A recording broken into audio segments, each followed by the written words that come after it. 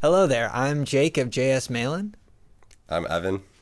and today we're going to do a track breakdown of our song Over the Roses, which came out on the record All Across Town. Came out March 12th, so it's been about a month now. And yeah, we're going to break it down, talk about some of its parts and what we like about it. So I don't know, anything you want to say, Evan? I'm ready to dive in. This is very fresh for me. I would say halfway excited and halfway terrified. Yes, Evan's making his YouTube debut today, which is it's a momentous day. So nothing to be nervous about. Okay, all right. I think it's gonna be fun. Cool. Let's dive in. Let's play the track back. All right, so here's the track in its entirety.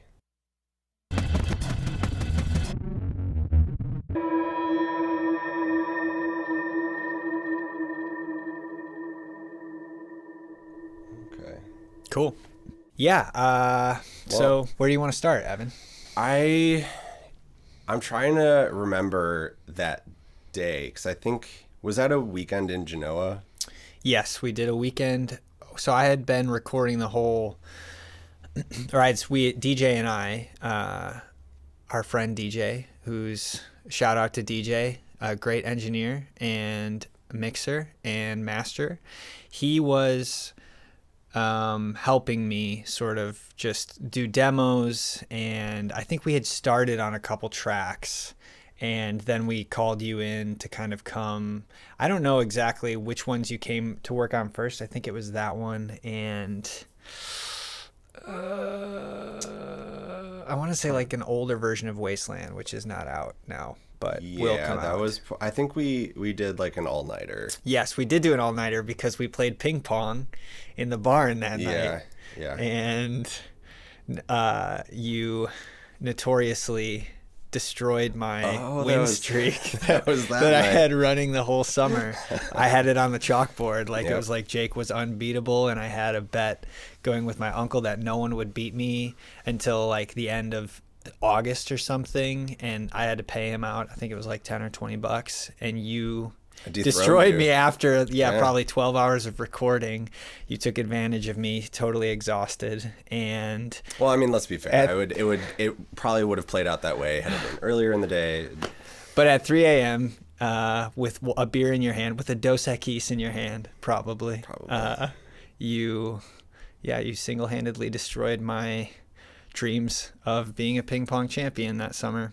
But Well, it's probably anyways. good because you probably would have went on to be a ping pong champion instead of making an album. So Yeah, that's true. I got down to business. The world needs fewer ping pong champions. That's for sure. We recorded most of the record in like a month, I think, and then obviously it took way longer to finish because it always does, or it always seems to. But we did a bulk of the tracking. Yeah, I want to say it was either July or August of 2020. And this was one of the ones that I didn't have to like fly you all these parts. Like I think we were there for. You came out and we of it. built the track up together. I had a demo. It had like a crooner kind of thing going on, but it wasn't recorded very well, and it wasn't that good, I guess, but there was a vibe there. Was there anything that was saved from the demo for this session? The synth, yeah. There's a wide synth that we kept, even though admittedly it's really tucked back because those wide, heavy guitars are covering a lot of that low mid ground. So this was saved. So this synth.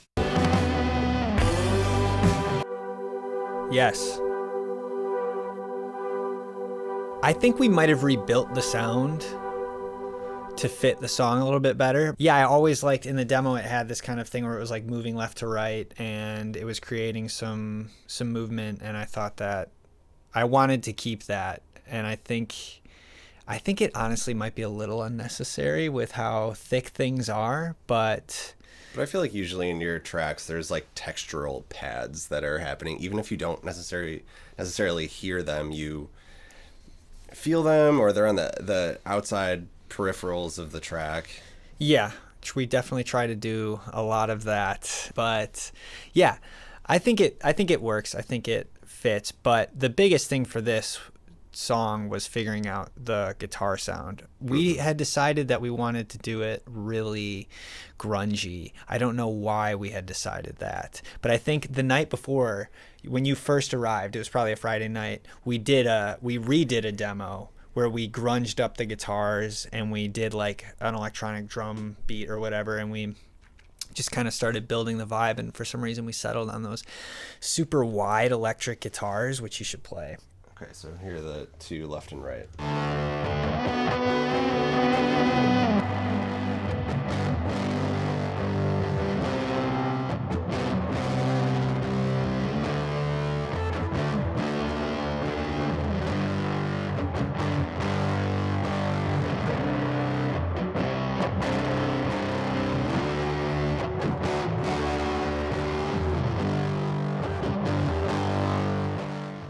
Yeah, I love that. I love that so much. I love it's really subtle. I don't even like, it's not hard to notice, but it is so subtle when everything's going on. That left guitar that you were playing, because you were on the left, I was on the right. And we were sitting that way, too. Yeah, so we were sitting that way. There's a video of it. There's a video of it that I used in the Roses, Over the Roses lyric video that I made. That clip of Evan and I like headbanging in my parents' basement and like tracking guitars. That was the moment that those guitars were getting tracked. Yeah. And I was going through a big muff, and I don't know what you were going through. So that was either like slamming what I'm guessing is like the SSL preamp, or even like a Rat kind of thing. Yeah. Oh, we might have used a Rat. It might have been a Rat. But all of that stuff is on the Apollo.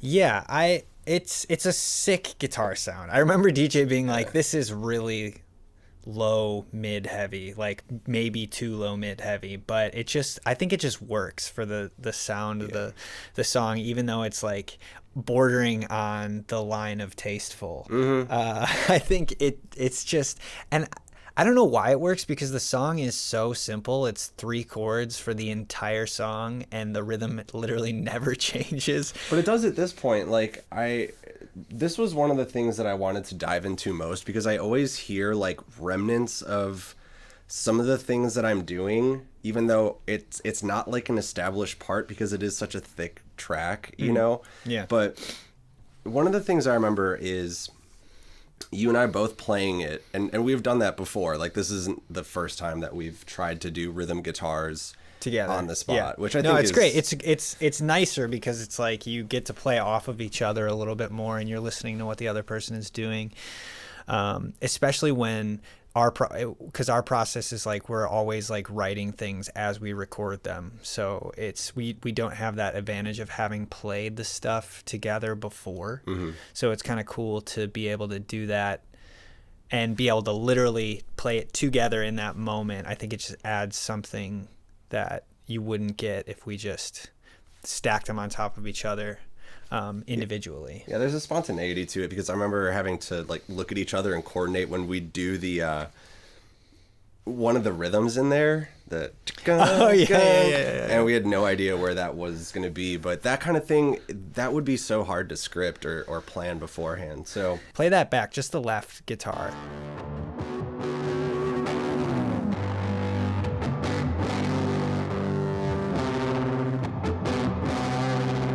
That melody,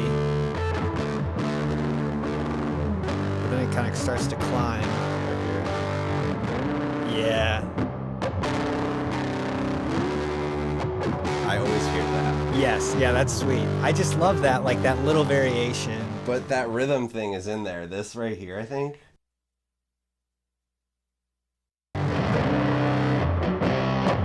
Yeah, I'm upbeat. Yeah. So we would always have to look at each other whenever that happened. Yeah, and it's just like, I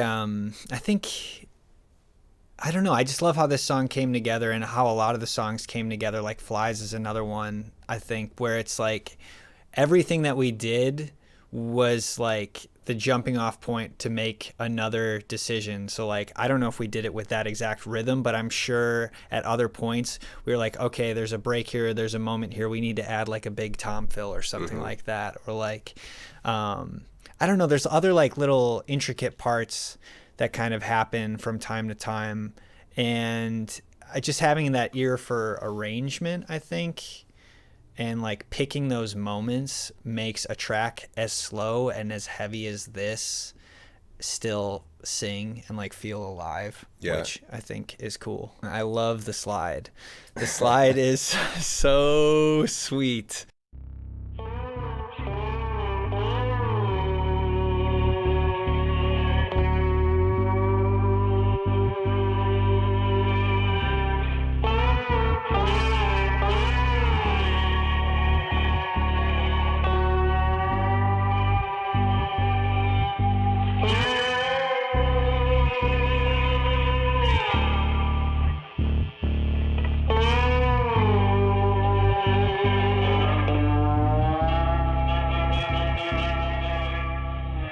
Yeah, it's always about finding ways to ratchet it up, dude. Like adding that subtle high octave in there to double it. Like just changing things all the time a little bit is so crucial, I feel like. And I think we were really attuned to that on this one. Yeah, everything seems to develop in an interesting way where, like you said, it's like a our favorite j.s.mahlon 3-chord progression, but it moves. Like the song develops in a interesting way, and there's things that are, in my opinion, this song is like a really good example of what's happening on either side of the stereo field, left and right.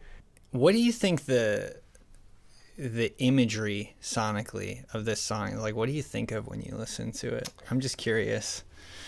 I mean, I get like a lot of colors, like I don't have synesthesia, but color. Evan's always talking about colors. I'm a color person, or color and texture, but this song for me is very dark and brooding and black and purple and smoky but crispy and kind of, but then you have those like super flowery guitars that kind of come in and like descend over everything, kind of liquidy. And and that's kind of what, like when I was making the lyric video for this, because I knew I wanted to make a video for it, but I didn't really know what to do, and I have so much footage on backlog of just like going places over the years.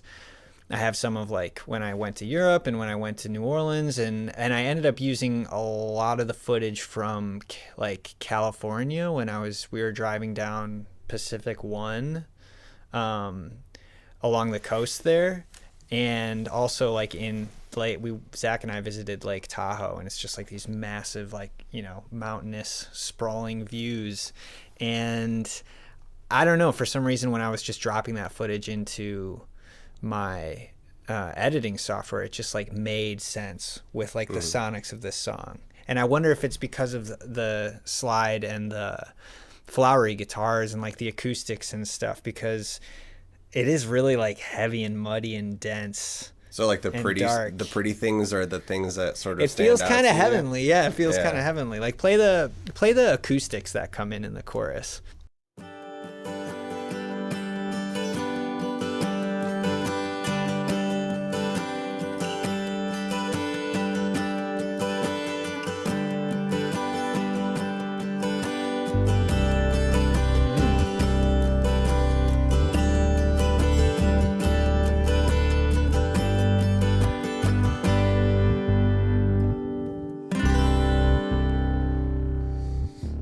Yeah, those are really pretty. That's the Evan Pinter special right there. The wide acoustics doing slightly different things. Yeah, I mean, you gotta give yourself some ear candy there,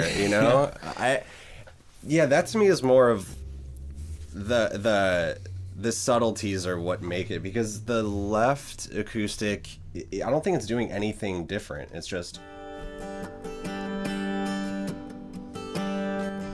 like, so there's no chords changing at all. Yeah, but it adds rhythm. Like it adds rhythm when you desperately need like some more rhythm. Right, and then the other guy pops in.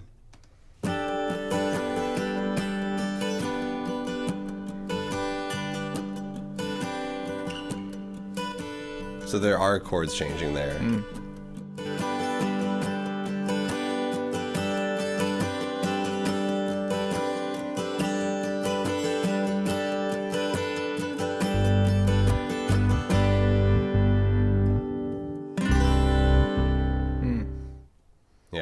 Yeah, let's just get let's hear those flowery guitars too that descend.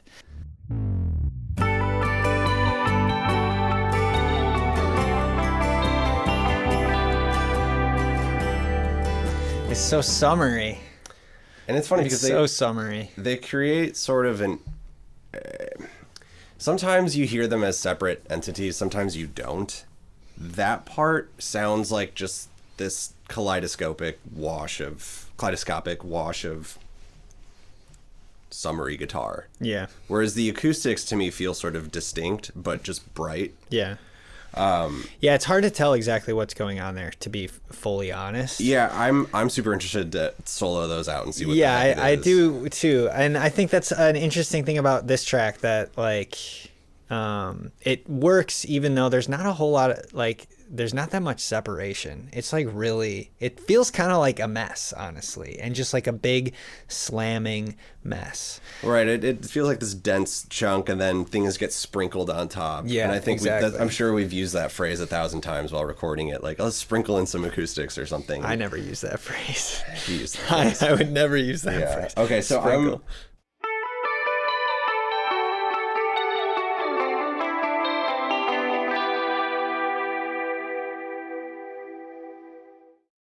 there's movement, but it's sort of indistinct. It's nice. Is there anything to say about the bass on this track? I know it's just like super low and subby.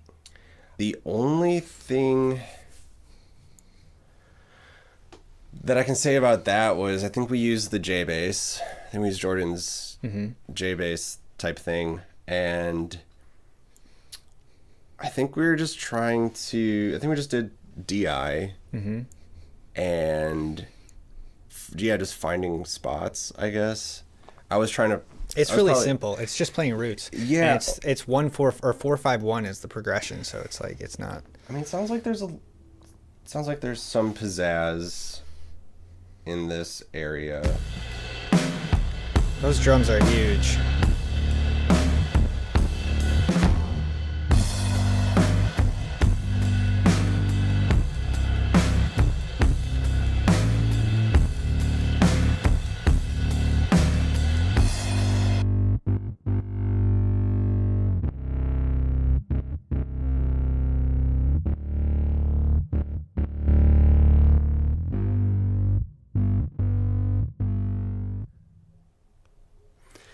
I think what I remember from playing bass is that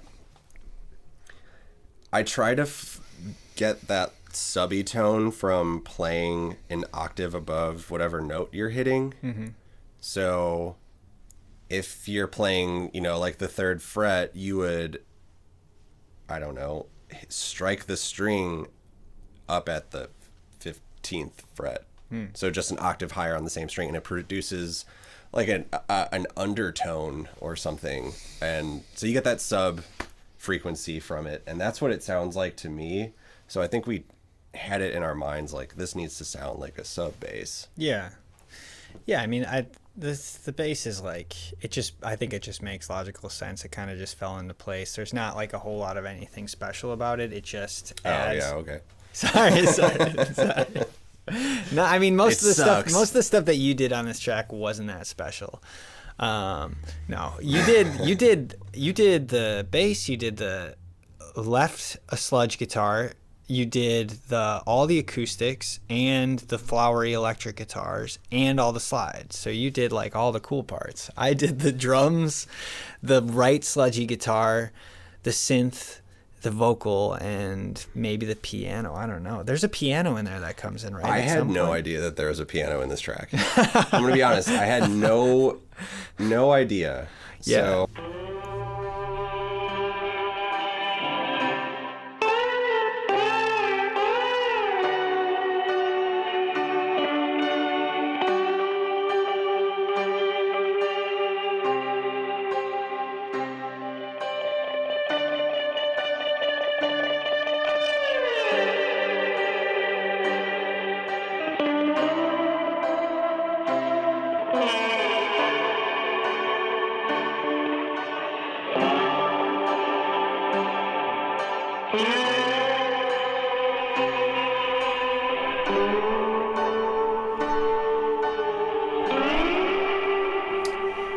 But yeah, I had no idea that that was in there either. And I think that really does just speak to I think that we made a conscious decision on the vibe of this track to just make it muddy. Just and bury as many things. I think it works. I in think there. like I think the lyrics are like sort of telling this dreamy, nostalgic story. And I always think I wanted that kind of washy, almost shoegazy, dreamy kind of vibe across the whole track. I thought it would just fit. Like when I was writing the lyrics to this song, I was thinking have you seen Blue Velvet before? I've seen parts of it. There's like an opening scene basically where it's just showing this like really pleasant suburban town, I think, if I remember correctly. There's like a guy like on maybe a fire truck or a bus or something that's like driving down the street in slow motion. He's just like smiling and waving like this nice old man. And then it shows like the white picket fence with the roses, the red roses. And then it immediately, I think, cuts to Kyle MacLachlan finding like a finger in the grass, like in this field that he's walking through. But it just has this like super dreamy, hazy, like just like a dreamscape kind of feel to it. The track was destined to have a little bit of that kind of vibe going on. Yeah. And I think that it works and it's great, but also that means sometimes you can't hear the piano, you know? It's okay. It's a victim of a cool vibe. Yeah. Oh, there's omnichord on this too. Yeah. Yeah, we all felt Evan wasn't bringing enough to the table anymore, and he was desperately searching for ways to be like the cool guy again. Yeah. And he showed up to my house like, bro, check out my omnichord. Yeah. And he pushed his glasses up, and I was like, get out. Mm-hmm. But then it ended up on like a bunch of tracks. But then he convinced one swipe, and I was Yeah. sold. Yeah. I had no idea. But it definitely shows up on a lot of songs. It shows up on Flies Right. and It's Time to Stop the Bleeding is what it's called now, but it was just called Corona for the longest time. Mm-hmm. Yeah, it's shown up on a lot of things as like a secret weapon type thing. It doesn't always work for a consistent synth sound, but for those glassy, shimmery synth crystalline sort of swipes, they're great.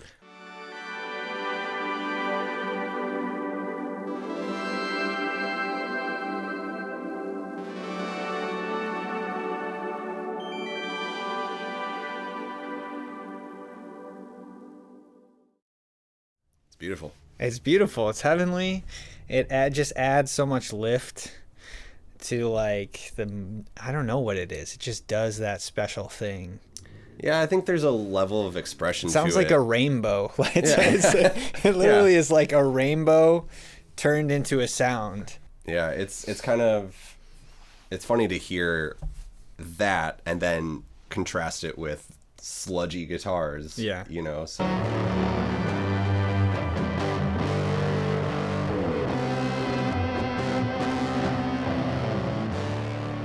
I mean, it's really buried back there.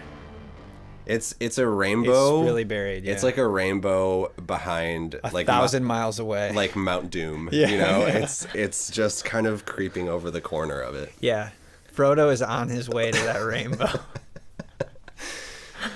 All right, we really hope you guys liked us breaking down Over the Roses and separating out each of these tracks so you can hear in depth about what's going on.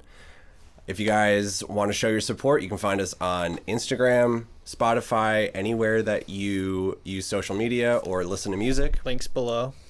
Check out at j.s.mahlon. Yep. You don't have to worry about me. Just check out this guy. Yeah. But you can get merch, you can look up shows, you can watch videos all at his website at j.s.mahlon.com. Yeah, j.s.mahlon.com. Cool. If you guys want to see any more of these, feel free to leave us a comment on YouTube. Maybe we'll do another one. Mm-hmm. If there's enough people who are interested. So let us know what you think, and we hope to see you soon. Bye-bye. Bye.